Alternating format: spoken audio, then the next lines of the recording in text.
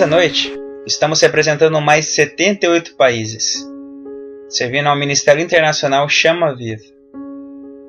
E Deus nos deu o privilégio de estar servindo as pessoas que estão em outros países. Uma das coisas das quais sou apaixonado é ajudar as pessoas a desenvolver as suas habilidades de liderança e descobrir o propósito de suas vidas. E uma das coisas que venho perseguindo pelos últimos 32 anos é entender a mente de Deus. A mente de Deus é mais importante que a mão de Deus. A mão de Deus fala sobre seus atos, mas a mente de Deus oferece sua sabedoria. Moisés conheceu a mente de Deus, as pessoas conheceram os atos de Deus. E aqueles que conheceram os atos de Deus não desenvolvem um relacionamento com Deus, mas aqueles que conheceram a mente de Deus são envolvidos por ela e desenvolvem uma credibilidade que só tem quem o conhece. E Moisés tinha essa credibilidade. Eu tenho perseguido o objetivo de entender sobre o assunto propósito. Eu descobri que o propósito é a coisa mais importante na vida. Eu acredito que a maior tragédia na vida não é a morte. Mas a grande tragédia da vida é uma vida sem propósito. É mais trágico estar vivo e não saber o porquê do que estar morto e não conhecer a vida. No livro de Provérbios, capítulo 19, versículo 21, há uma simples declaração que mudou minha vida há mais de 29 anos atrás. Eu vou ler para vocês Provérbios, capítulo 19, versículo 21, diz: Muitos são os planos no coração do homem, mas o propósito do Senhor, esse prevalecerá. Quero ler novamente, se quiser pode acompanhar. Muitos são os planos no coração do homem, mas o propósito do Senhor, esse prevalecerá. A versão King James diz: Existem muitos dispositivos no coração de um homem, mas o conselho do Senhor, esse prevalecerá. Em outras palavras, Deus considera mais o seu propósito que os seus planos. Eu vou ler para vocês mais uma vez, ouça atentamente. Muitos são os planos no coração do homem, mas o meu propósito para aquele homem é que prevalecerá. Em outras palavras, o propósito é mais importante para Deus do que todos os planos que você possa fazer para a sua própria vida. Deus tem um propósito para todas as coisas. A palavra propósito é definida no texto hebraico como a intenção original ou desejo da mente. Propósito significa a razão original por que algo foi criado. Propósito significa a motivação para começar uma criação. O propósito é a razão da existência de algo. O porquê de algo existir é chamado de propósito. E tenho feito essa pergunta toda a minha vida. Qual o propósito para isso? Qual o propósito para aquilo? Porque eu entendo que se eu não entender o porquê de alguma coisa, eu não vou usar. Se você não souber o porquê você tem algo, você não usará. Isso inclui a sua própria vida. Eu quero compartilhar rapidamente com você uma das coisas mais importantes que eu descobri em minha vida. Eu descobri que existe uma mudança de valores que vivemos todos os dias. Uma das maiores, porém mais simples verdades da palavra de Deus. Eu quero compartilhar com vocês o tópico O Propósito da Oração. Escreva, por favor, o propósito da oração. Não importa o quão grande é a sua igreja, quero te medir pelo tamanho de suas reuniões de oração. Nos domingos de manhã, todos nas igrejas, mas a menor reunião que existe nas igrejas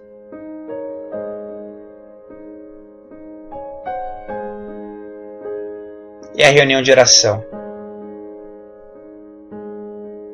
Agora mesmo essa noite em Bahamas, onde eu estava poucas horas atrás, tenho o prazer de anunciar esta noite que existe muitas reuniões de oração em muitas igrejas.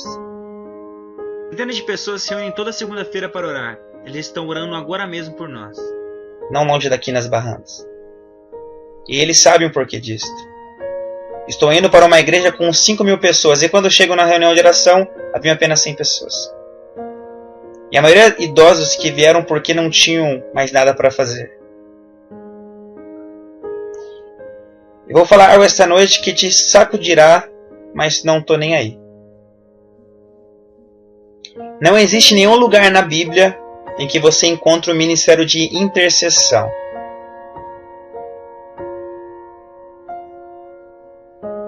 Eu já li este livro 32 vezes e não consegui achar onde Deus criou o ministério de intercessão. Isso não existe na Bíblia. Existem pessoas que intercedem, mas não há ministério de intercessão.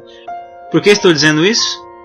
Porque você vê pessoas que vão para a igreja com 500, 1000 ou 10 mil membros. E quando chegam para a oração à noite, só tem alguns poucos idosos orando. E eles os chamam de intercessores. Mas o que a palavra de Deus diz? Orai sem cessar. E minha pergunta é, por que existem pessoas na igreja que têm medo de reuniões de oração? Porque eles não vão. Eu descobri anos atrás porque eu mesmo parei de ir. Por que as pessoas não oram? Porque elas não obtêm resultados. Elas desejam obtê-los. Se a oração funciona tão bem, por que não vamos à reunião de oração?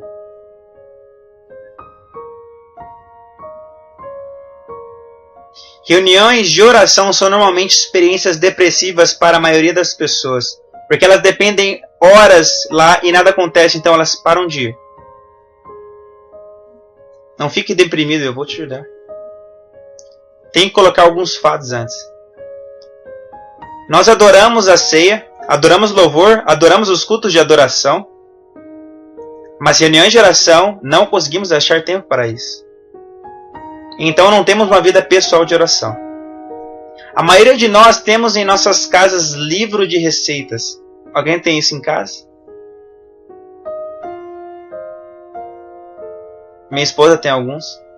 Livros de receitas são livros interessantes, nós nunca os usamos. E todas as vezes que você vê um, você compra e o coloca na cozinha com os outros. E todos sabem que isso é verdade. Você não usa livro de receitas, mas nós os amamos e ficamos admirando as figuras. Mas você não usa eles.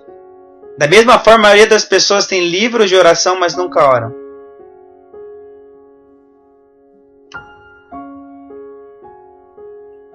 Que tragédia. Por que nós não oramos? Mateus capítulo 6, versículo 5, existe um princípio ensinado por Jesus em relação à oração. Jesus disse, e quando orardes, isto é suficiente.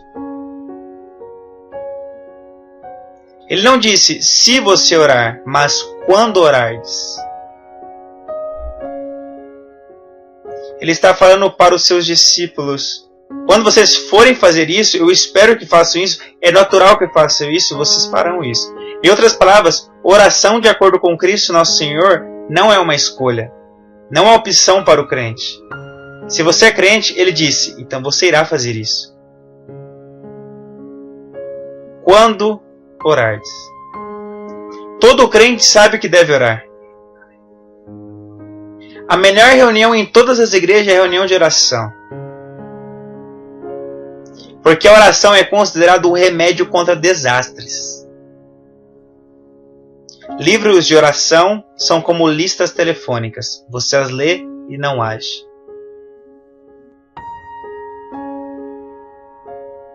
Algumas perguntas sobre oração me perturbaram por anos. Algumas perguntas podem chocar você. Número 1. Se Deus é soberano, então por que orar? Pense um pouco sobre isso. Se Deus é soberano, por que devo orar? Esta é uma boa pergunta. Se Deus é soberano, Ele pode fazer tudo o que quiser. Então por que devo orar se Deus é soberano? Ele pode fazer qualquer coisa de forma que quiser. Então por que orar? É uma boa pergunta. Segunda pergunta. Se Deus não pode ser influenciado por nós, então por que orar? Soberania quer dizer, na verdade, que Ele está ali da nossa influência. Então por que devo orar? Se você orar para Deus fazer algo e Ele é soberano, Ele poderá fazer o oposto. Então por que devo perder meu tempo apelando para Ele se no final a vontade dEle é que vai ser feita de qualquer forma?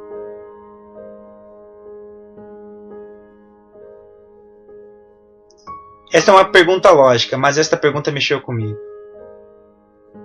Se Deus não pode ser afetado pelo que nós falamos, Ele é Deus, então para que orar?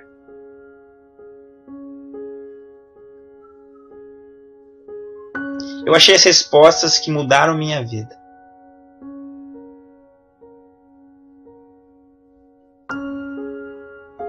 Darei 3 respostas que mudaram minha vida.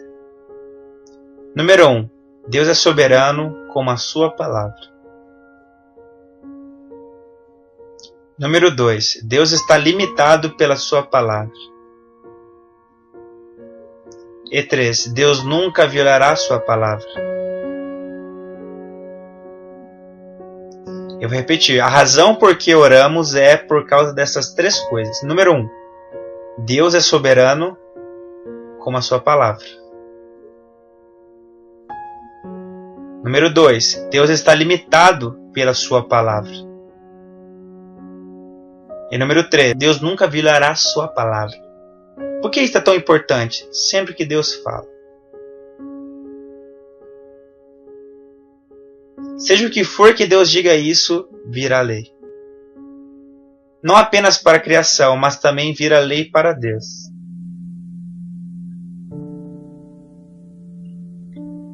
Deus é soberano até que Ele fale. Espírito Santo, ajude-nos. Enquanto Deus não fala, Ele é soberano. Mas quando Ele fala, está preso pelo que Ele falou. É por isso que Deus não fala muito mais. Alguns de vocês ficam pedindo para que Ele fale conosco, mas Deus não quer falar. Por quê? Porque Deus sabe que se Ele falar, vai ter que fazer. Se quiser se levantar e ir embora, pode ir. Deus está limitado ao que fala.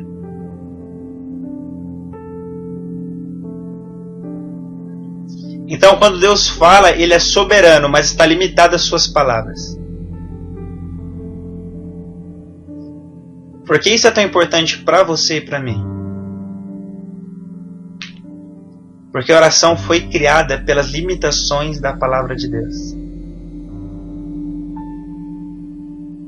Oração era uma coisa estranha para mim no Novo Testamento.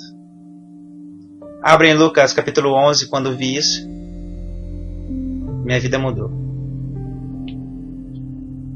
Lucas capítulo 11. Quando eu leio os evangelhos, como você provavelmente já fez muitas vezes, fico impressionado com os milagres de Jesus. Fico impressionado com a cura de um cego, com a ressurreição de uma criança. Me impressiono com Ele andando sobre as águas, limpando leprosos.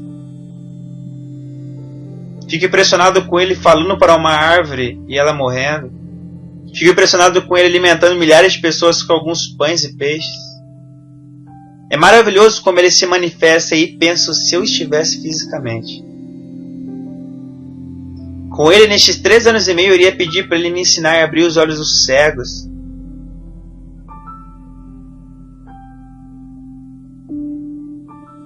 Ensina-me a andar sobre as águas, ensina-me como multiplicar os pães. Ensina-me como limpar os leprosos sem tocá-los. Ensina-me como fazer essas coisas maravilhosas, mas como você sabe, a única coisa que os discípulos pediram para que Ele os ensinasse foi como orar.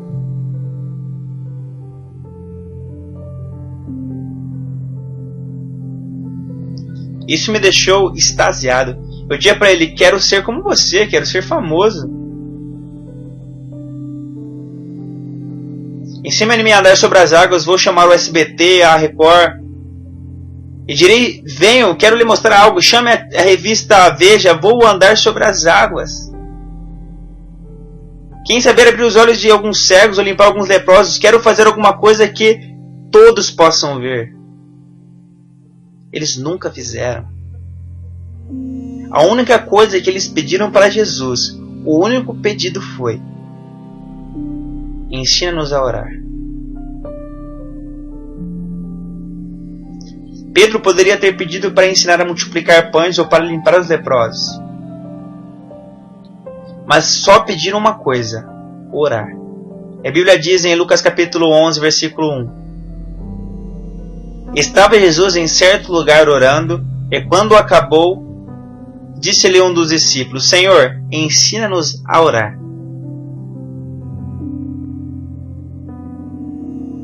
Como também João ensinou aos seus discípulos.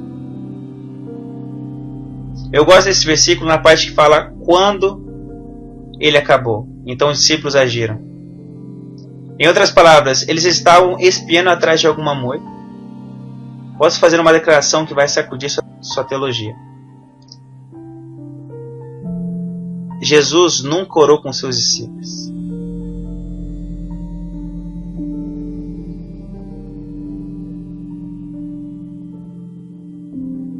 Ele só orava sozinho. Leia sua Bíblia com cuidado. Sempre que ele ia orar, dizia para eles ficarem... Por quê? Porque a oração é uma coisa pessoal. Nós adoramos oração em grupo porque nós não gostamos de orar. Oração é um assunto privado. Isso é um relacionamento pessoal primeiro. Ele orou algumas vezes, mas isso não era sua paixão. Sua paixão era orar em particular. Adoramos oração em grupo porque todos elevam a voz e ninguém diz nada. Jesus estava orando por si mesmo e eles estavam ali observando Jesus. E quando ele terminou, pediram, a Bíblia diz, eles falaram para ele: Mestre, ensina-nos a fazer isso.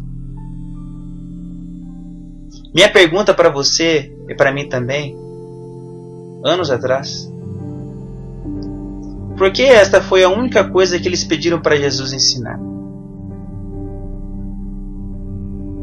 Nunca pediram para ensinar a fazer milagres ou andar sobre as águas. Eles só pediram que os ensinasse uma coisa: ensina-nos como fazer esta coisa que você faz sozinho, que ouvimos fazendo por trás da moita.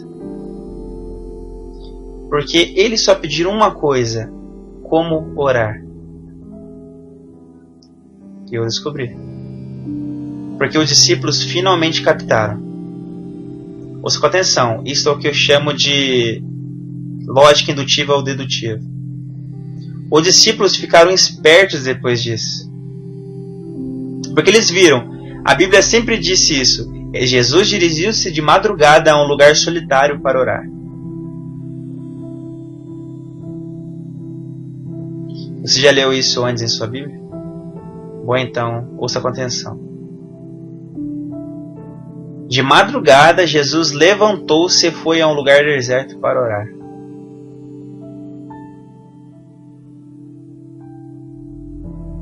Quando ele fez isso? De madrugada, ainda bem escuro. Mas este horário normalmente não é bem entendido, pois o dia no Oriente Médio começa quando as pessoas vão para a cidade comprar mantimentos. No mercado, o dia pode começar entre as 5 e 4h25 da manhã, é quando o dia começa no Oriente. O dia começa quando o sol nasce. No Oriente, normalmente o sol nasce por volta das 4 horas da manhã. Continue olhando para mim.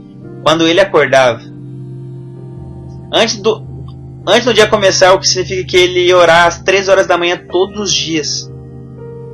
Ele ficava ali até completar toda a sua comunicação. Ele orava pelo menos 3, 4, 5, 6, pelo menos 4 horas de oração toda manhã. E os discípulos ficavam maravilhados. Todas as vezes que acordavam, ele estava fazendo isso. Ele fazia isso toda manhã por horas. E quando ele terminava de orar, dizia: agora vamos à cidade. Então ele descia da montanha, andava pela cidade e ali fazia uma coisa maluca. Andava até um homem cego e perguntava: o que queres que te faça? E o cego dizia: quero chegar. E Jesus dizia ao homem: veja. E os olhos do homem eram abertos numa fração de segundos. Então ia até um homem com lepra e dizia: o que queres que te faça? Quero ficar limpo, dizia o leproso. Seja limpo, dizia Jesus, e ele ficava limpo em uma fração de segundos.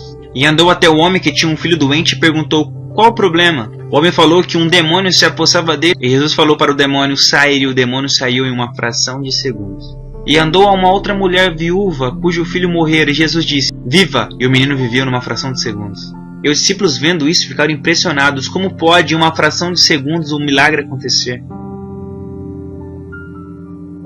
Ele levou 4 horas pela manhã orando.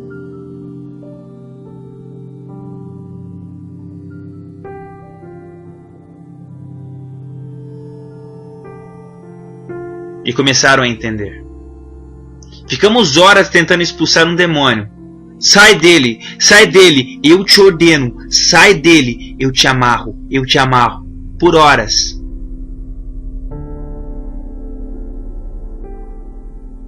Tentando expulsar o demônio.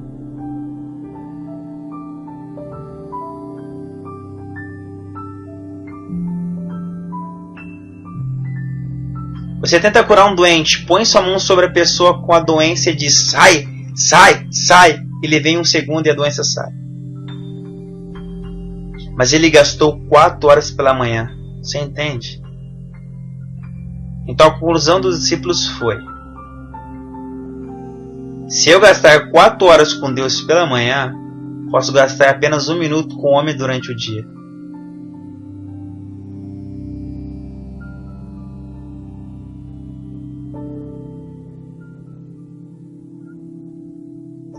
E eles não iam. Sabe o que estamos fazendo? Gastamos 1 minuto com Deus pela manhã e 4 horas tentando resolver um problema durante o dia com os homens.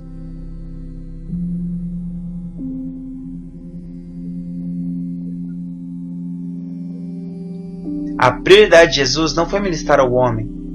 E é aí que está o problema.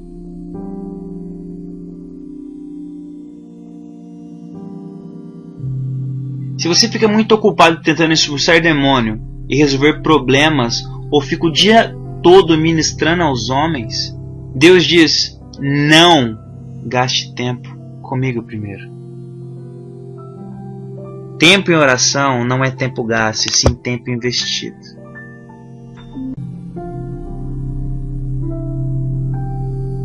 Os discípulos descobriram isso. Certa vez havia um jovem cujo filho estava endemoniado. Jesus, eu creio, pensou: deixe que eles mesmos façam isso. Jesus subiu ao monte. A Bíblia diz que Jesus saiu da cidade e subiu ao monte para orar. Eu acredito que estava vendo lá de cima o que estava acontecendo. Querem ver se eles aprenderam a lição. Então o homem trouxe o menino endemoniado e disse: meu filho está terrivelmente endemoniado. E Pedro disse: sem problemas, eu sou pentecostal. E João disse: E Lucas disse: E Tiago disse: vamos pegá-lo.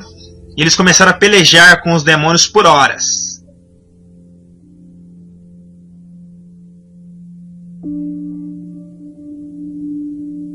E Jesus estava assistindo, e no dia seguinte estavam cansados, suados, ofegantes.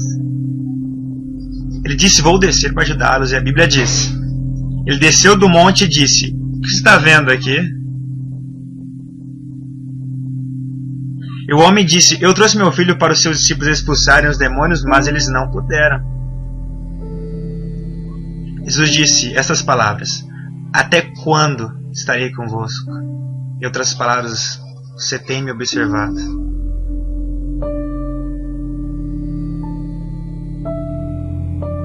Traga o menino a mim. Saiam. Os demônios saíram. Eles ficaram muito envergonhados. E quantos de nós ficamos tentando expulsar demônios por 10 horas e eles não saem? E a Bíblia fala que durante o jantar chamaram Jesus no canto em particular e disseram: mestre, por que não podemos... Você sabe.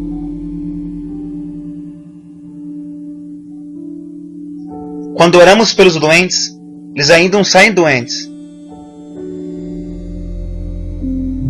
Você tem que estar preparado para ministrar. Não apenas vá até os doentes, prepare-se para orar pelos doentes.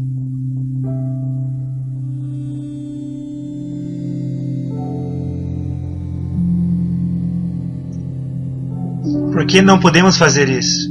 Ele disse: é simples, esta casta só se expele, não gritando sai. Nem usando o nome de Jesus, Jesus, Jesus, Jesus. Ele disse: esta casta só sai depois que você orar. É uma busca pessoal. Quando você não tiver pressa, mas gastar seu tempo comigo, eu creio que este ano Deus quer apresentar um negócio na terra. Mas Ele está procurando pessoas para ter negócio com Ele primeiro. Posso ouvir um amém? Aplauda o Senhor. Graças a Deus, Ele está corrigindo algumas coisas em nossas vidas. Ouça atentamente, pois quero lhes mostrar algo que quando você pegar isso, você nunca mais será o mesmo.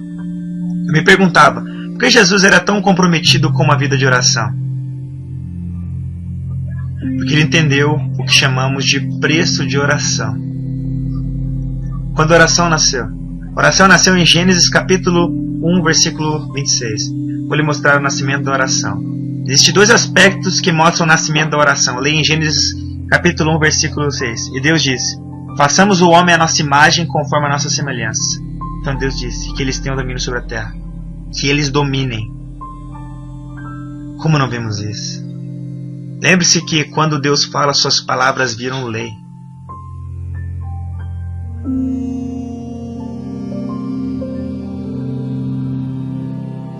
Deus disse que eles dominem sobre os peixes, sobre as aves, sobre as árvores, sobre a terra, sobre tudo que se move sobre a terra.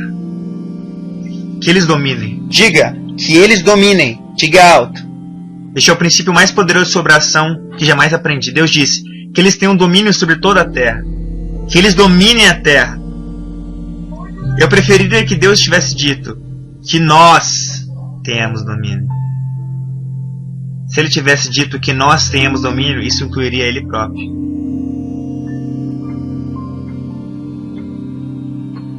Mas Ele não fez isso. Ele disse que eles tenham domínio. Eles quem? O homem. Que homem? A humanidade. O que é o homem? O homem é uma criatura estranha. Porque em Gênesis capítulo 1 Deus criou o homem, e em Gênesis capítulo 2 Deus criou o corpo do homem, então Ele pôs o homem dentro do corpo. A palavra homem, na verdade, é o nome que Deus deu ao espírito do humano. E Deus colocou o espírito dentro de um corpo físico para que o homem pudesse interagir com o mundo físico. Então Deus criou da superfície da terra o corpo do homem, e Deus soprou o espírito dentro do homem. Em Gênesis capítulo 2, versículo 8, Deus coloca o homem que é espírito dentro de uma casa física. Então, o que é o ser humano? A palavra humano é a junção de duas palavras. Humas, terra, homem, espírito. Então, quando colocamos o homem dentro da terra, é chamado de humano. O humano é uma mistura. O humano é o espírito e um corpo de terra. Em outras palavras, o ser humano é a integração entre o físico e o espiritual. Você é espírito, mas vive num corpo. O seu corpo é humano, que é terra, mas o homem é o espírito. Então, quando Deus nos colocou dentro de um corpo, Umas, Ele colocou o homem dentro de Umas. Você se tornou um humano, então o que Deus falou foi que eles têm um domínio sobre a terra. Portanto, a única criatura, aqui está uma chave, que tem autoridade legal sobre a terra é o humano. A única criatura que Deus disse tenha domínio, domine a terra, é o humano. O que é humano? O humano é o espírito vivendo num corpo. Então, se qualquer espírito estiver sem corpo, é ilegal no planeta Terra.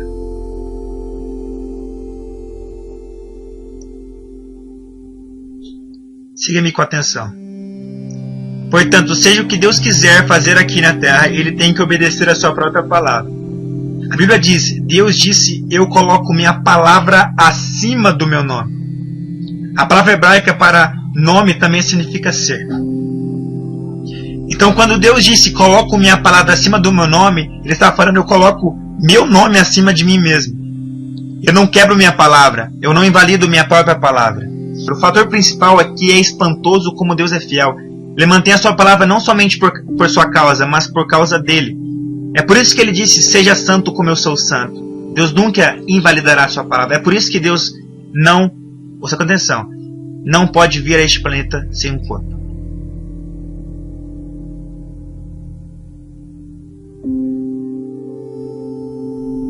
Não porque ele seja fraco, não porque ele não seja poderoso, não porque não seja todo poderoso, mas por causa da sua fidelidade e sua palavra. Ele nunca quebra a sua palavra. Deus não virá a este mundo como um espírito sem um corpo, porque ele falou e virou lei. Eu sinto que você está me entendendo. Portanto, tudo que é feito sobre a terra legalmente tem que ser feito por um espírito em um corpo.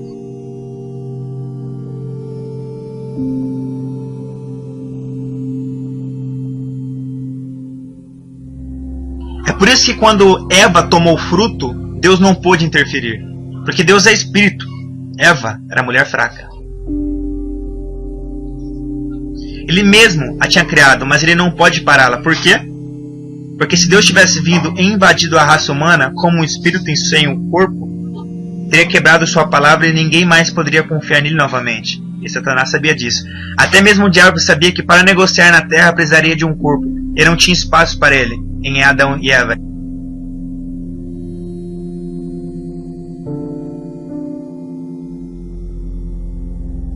E Deus sabia que não poderia pará-lo, pois é espírito. E se viesse como espírito, seria mentiroso, e Deus não é mentiroso. Adão e Eva sentiram como Deus é um bom Deus. Deus disse a Satanás em Gênesis 3,15: Satã, parafraseando, você sabe que não posso vir agora, mas você não ficará livre de mim. Você sabe que mantenho minha palavra. Mas eu te prometo, Lúcifer, eu te prometo que a mesma mulher que você usou para destruir o humano, a mesma mulher eu usarei para vir de forma legal. Eu terei um corpo legal e verei a terra legalmente, esmagarei a sua cabeça legalmente. Isso é uma promessa. O Natal foi necessário por causa da palavra de Deus.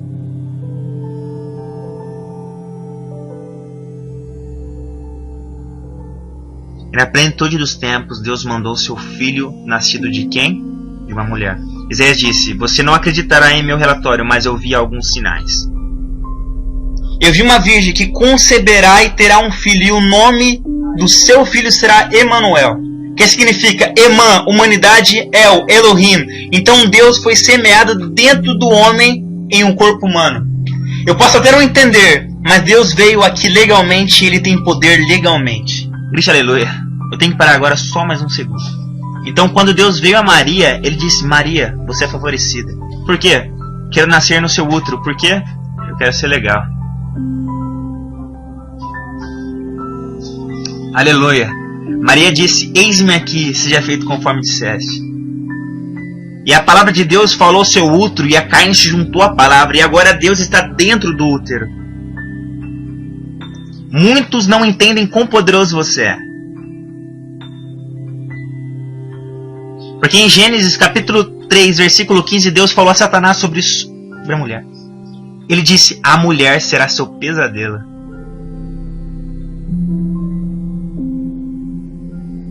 Eu queria saber por quê. Se você é médico, você vai saber que isso é verdade. Quando Deus projetou o corpo feminino, Ele projetou na verdade para Ele. O corpo da mulher foi projetado de tal forma que o útero dela foi projetado para produzir uma criança. Mas o sangue da criança nunca se mistura com o da mãe. Deus projetou desta forma. Ele estava pensando em si mesmo.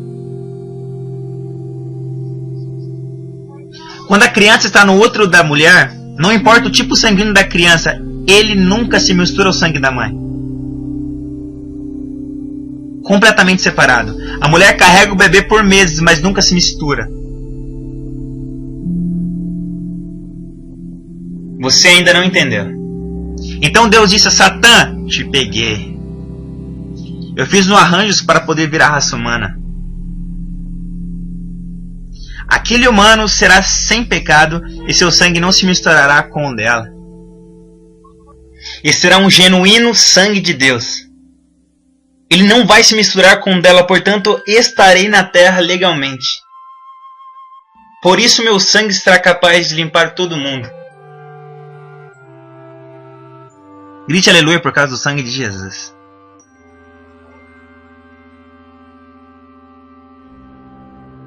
O sangue de Jesus Cristo tem um DNA de Deus.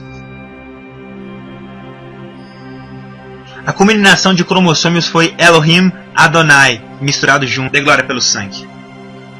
É por isso que dizemos que fomos comprados pelo sangue de Jesus. Seu sangue não é o sangue de Maria, mas Maria foi salva pelo sangue que ela carregou. Cristo, aleluia.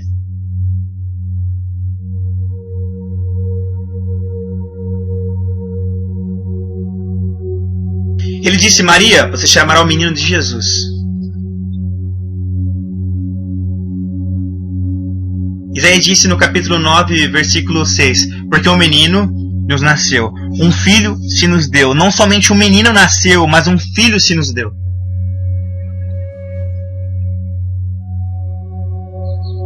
Maria deu o menino e Deus deu o filho. Maria produziu o corpo, Deus deu o espírito. Maria deu a casa, Deus deu o morador. Em outras palavras, Maria foi a mãe de Jesus, mas não a mãe de Cristo. Já estou indo.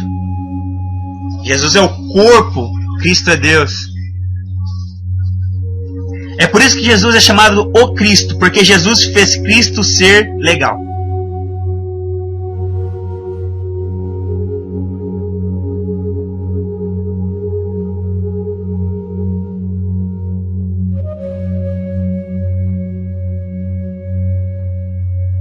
É por isso que Jesus pôde orar na terra. Ele é legal.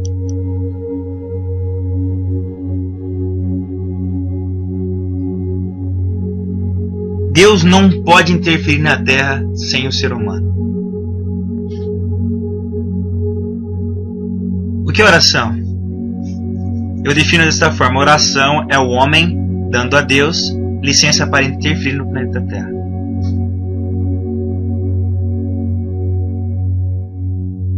Vou tentar mais uma vez. Eu disse: oração é Deus recebendo licença do homem para interferir no planeta Terra.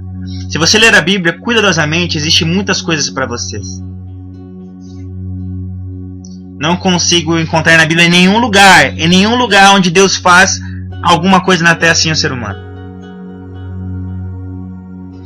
Onde quer que Deus haja na Terra, Ele usa alguém na Terra.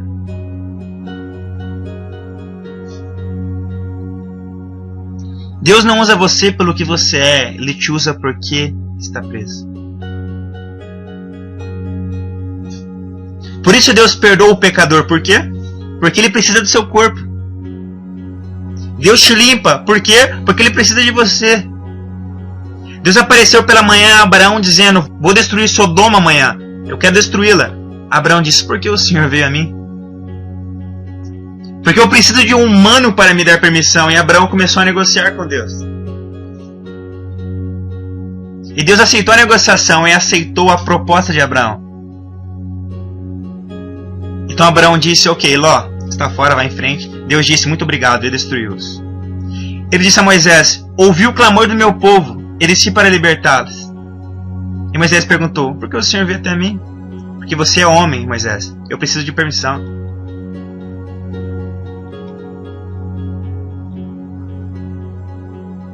Você pode paralisar Deus.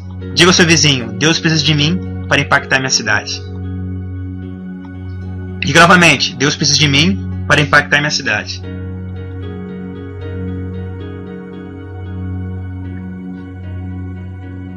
Oração não é uma opção, é uma necessidade.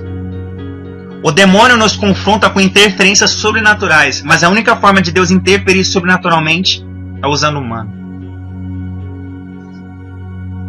E Jesus disse para o homem sempre orar e nunca desanimar. Sim, eu sei que você sabe disso, mas finalmente você entendeu. Jesus disse: eu te dei as chaves do reino. E eles disseram: cadê elas? E ele disse: sempre que ligares na terra, será ligado no céu. E quando desligares na terra, será desligado no céu.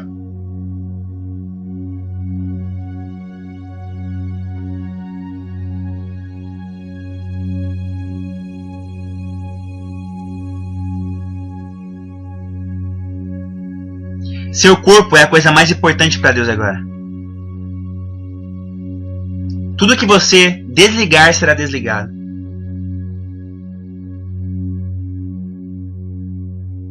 Quando o seu corpo para de funcionar, você tem que deixá-lo. Porque você agora é legal.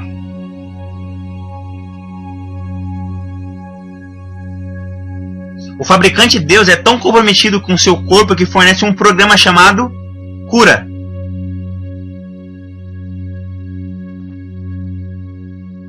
Deus irá curar seu corpo esta noite, porque Ele necessita do seu corpo. Não para você sentir melhor. Quem está entendendo a cura? Eu digo que Deus irá restaurá-lo fisicamente esta noite. Não porque você vai se sentir melhor, mas porque Ele precisa do corpo em que você vive. Levante suas mãos e agradeça a Deus, pois Ele te curou pelas suas enfermidades. Por isso muitos não são curados, porque eles querem se sentir melhor. Eles querem se sentir melhor.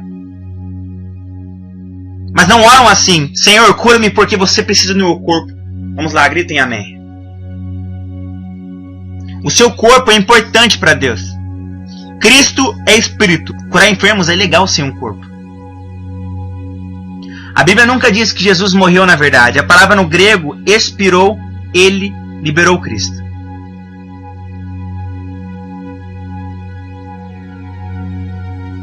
Então Jesus morreu.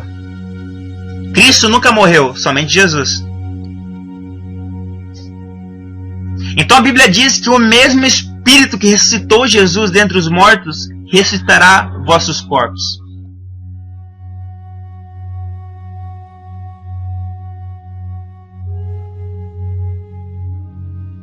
Ouça atentamente.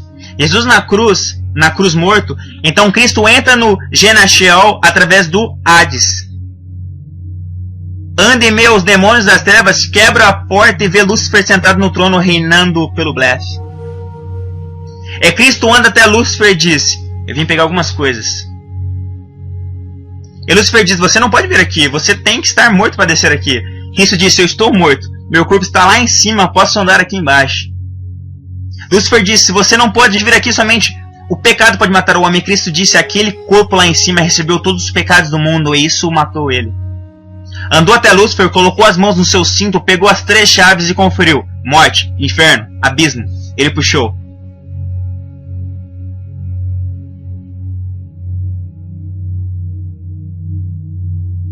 Ele virou-se e estava lá, a serpente. Jesus voltou-se e disse: eu voltarei. E saiu com as chaves da morte, do inferno e do abismo e arrombou as portas das masmorras. E abriu as celas daqueles que estavam presos por milhares de anos e disse: venha Abraão, venha José, venha Moisés, venha Jacó, venha Isaías, venham atrás de mim. A Bíblia diz: onde está, ó morte, a sua vitória?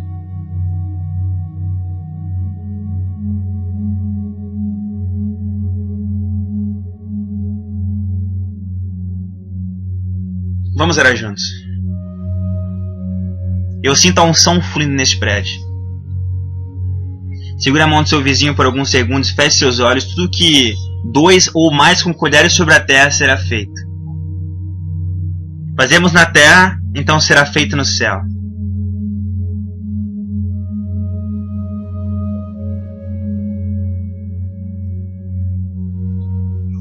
Você tem mais poder do que você pensa que tem.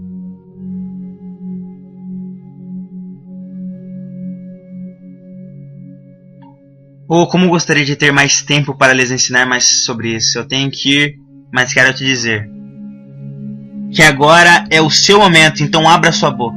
Você é poderoso. Quando o homem para de orar, Deus para de agir. Vamos lá, digam novamente. Quando o homem para de orar, Deus para de agir. Jesus disse: o homem tem que orar sempre e nunca parar. Por quê? Quando você para, Deus para.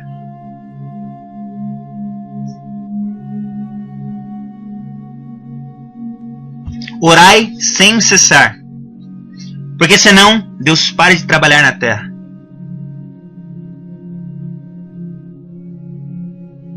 Eu te desafio desta noite em diante. Pare de depender de intercessores. Ore você mesmo.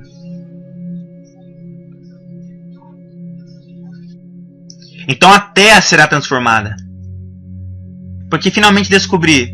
Jesus disse: meu Pai sempre me ouve. Que maneira de viver. Nessa noite em diante, isso vai acontecer com você. Em nome de Jesus. Sua oração agora será respondida. Porque agora você sabe quão valioso você é para Deus. Estou sentindo a unção de Deus neste prédio para orar. Eu quero agora pensar na Escritura para orar por sua cidade agora. Tudo que ligares na terra será ligado no céu. Quero ligar o espírito de violência em sua cidade, prender o espírito de armamento, espírito de corrupção, o espírito de práticas ocultas. Pense agora nos espíritos que estão atuando em sua cidade, os principados. Você tem poder para prendê-los. A Bíblia diz que anjos são espíritos ministradores que trabalham a favor dos que hão de herdar a salvação. Eles estão esperando por suas ordens. Levante suas mãos agora e fale para a sua cidade. Fale para os espíritos que são ilegais, pois não têm corpo. Caiam agora, eles não têm corpo, eles são ilegais. Você tem corpo, você tem poder legal. Então expulsamos todo espírito ilegal. Libertamos nossa cidade de todo principado, de toda potestade, em nome de Jesus. Saiam. Caiam por terra essa noite. Caiam por terra em nome de Jesus. Eu ordeno aos espíritos do terrorismo que espalha demônios de medo. Vocês não têm direito aqui. Saia deste planeta. Vamos, me ajudem. Saiam deste planeta, espírito de medo, de terrorismo, mentira, corrupção, violência. Saiam da nossa cidade em nome de Jesus.